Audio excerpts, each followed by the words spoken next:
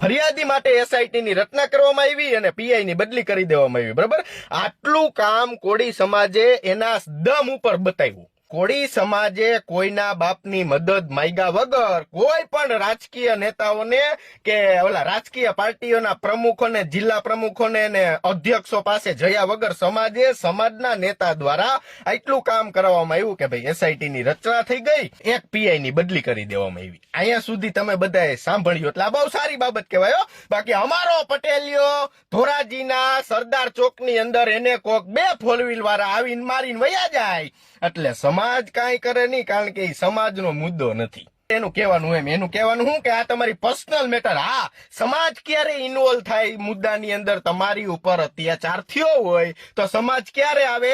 તો કે એ અત્યાચાર તમારી ઉપર થયો એ ખોટો થયો હોય, કાં તો સમાજના રોષમાં થયો હોય, કાં તો નેતા નેતુડીઓના રોષમાં થયો હોય, તો હે ને સમાજ આવે. બાકી રોજ એવા કેટલા કિસ્સા બને, બધાય કિસ્સાની અંદર સમાજ કોઈ દી આવતો નથી.